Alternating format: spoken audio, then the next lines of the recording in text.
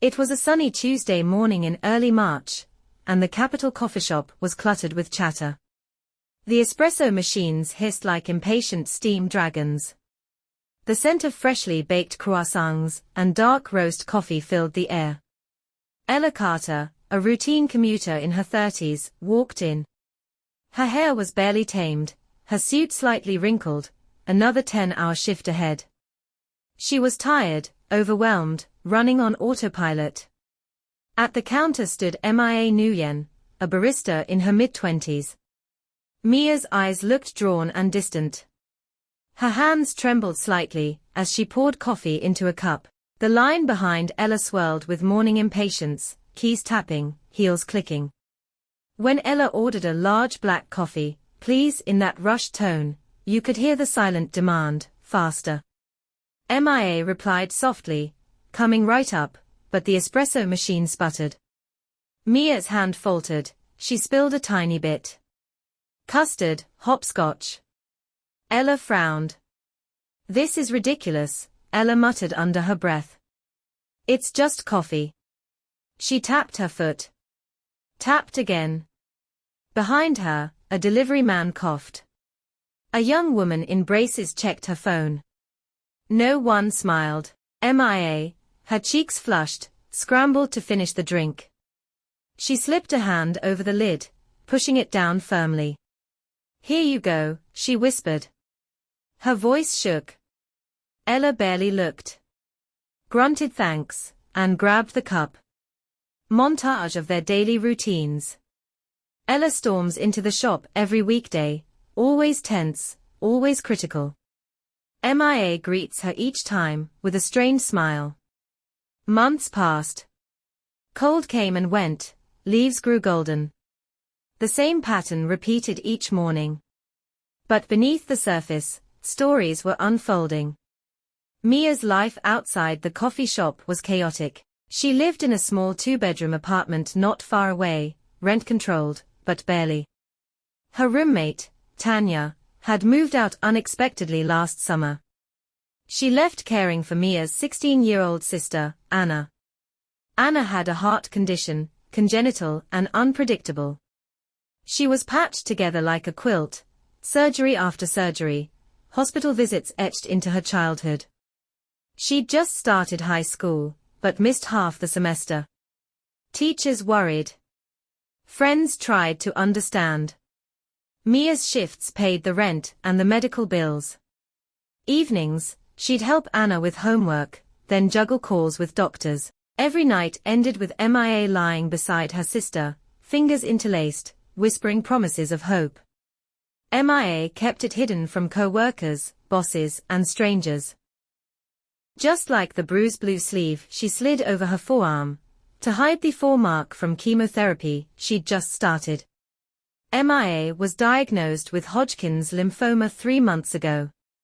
She didn't tell anyone at the coffee shop. Just wore a brimmed cap, carried a determination to survive. She would have coughed less, smiled more, and fought harder, but life had handed her too many plates to juggle.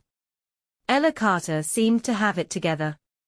A mid-level manager in a publishing firm, she had just gotten engaged to her high school sweetheart, Sam. She had a ring, a job she once loved, and a plan for the perfect wedding.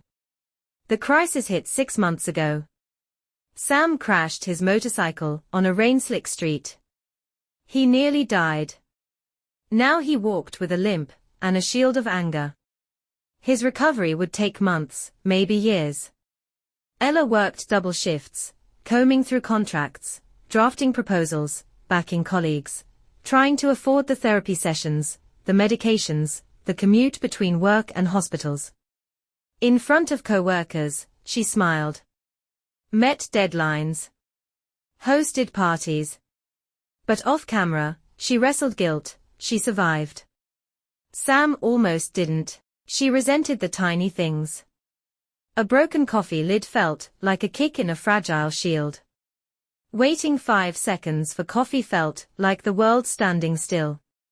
In front of Mia, Ella never spoke. But her silence was a condemnation, an echo of exhaustion.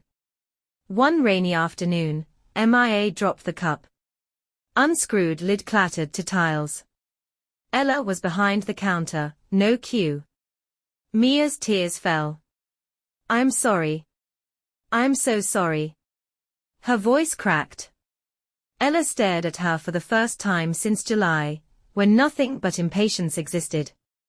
She saw MIA barefaced, dusty eyes, stains of liquid on her apron. She saw a woman fighting to stay upright. Ella sank into a stool at the bar near the door. "MIA," she whispered. "Are you okay?" MIA shook her head, adjusted her cap. "Can I talk?" So they talked. Ella learned about Anna's surgeries. About Mia's diagnosis. MIA discovered why Ella wore grit-like armor, about Sam's accident, and the fear she carried. Two women on parallel tracks, overwhelmed, drowning in responsibilities, defined by their unaired burdens.